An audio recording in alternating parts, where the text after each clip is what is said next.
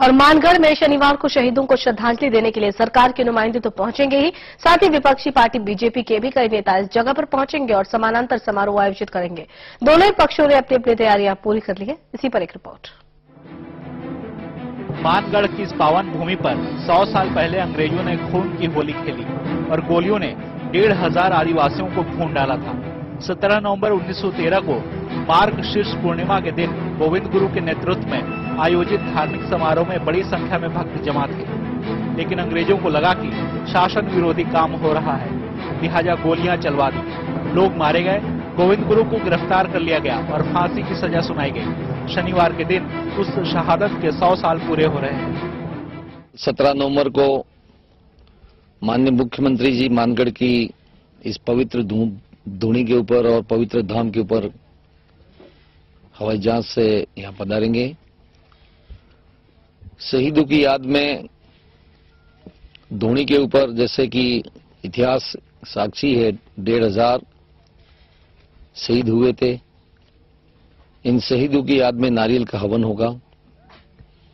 नारियल हवन के बाद में कल्प वृक्ष माननीय मुख्यमंत्री अपने हाथों द्वारा यहां पर लगाएंगे। विशाल मूर्ति गोविंद गुरु जी की बनी हुई है, उस मूर्ति का अनावरण करेंगे। इसके लिए यहां पर एक वन चौकी और 2 करोड़ रुपए के लागत से एक वन विभाग के अंदर ही हम एक भवन निर्माण करेंगे। सरकारी कार्यक्रम में एक दिन पहले सरकार के मंत्री ने न सिर्फ इंतजामों का जायजा लिया, बल्कि अधिकारियों के साथ बैठकर भी ये तय किया कि कहीं कोई कमी न रह जाए। तैयारी के क्रम में मानगढ़ के बारे में जानकारियां जुटाई जा रही हैं, जो पुस्तक के रूप में सामने आएंगी।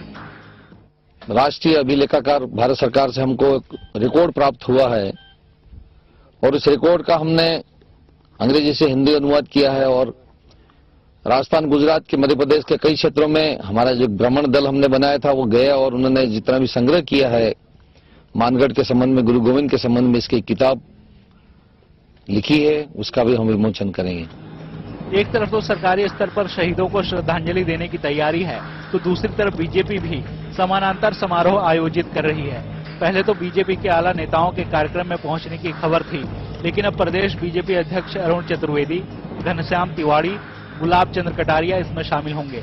हालांकि कार्यक्रम की कमान जनजातीय मोर्चे के हाथ में है।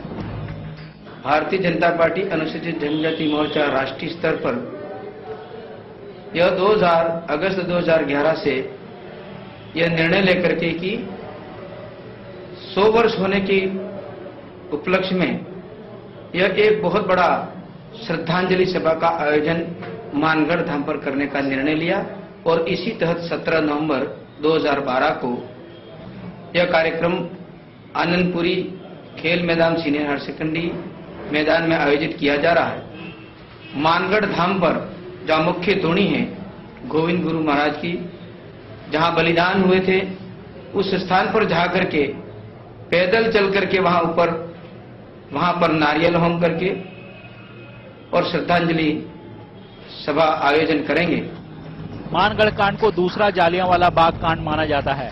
शहीदों को याद करना हमारा कर्तव्य है, लेकिन शहादत के 100 साल पूरे होने पर दोनों ही राजनीतिक पार्टियों की तरफ से जिस तरह की बयानबाजी इसे लेकर हो रही है, वो सीधे सीधे सियासत की तरफ इशारा करती है। कुलदीप गृहस्थी, सहारा न्यूज ब्यूरो, बांसवाड़ा।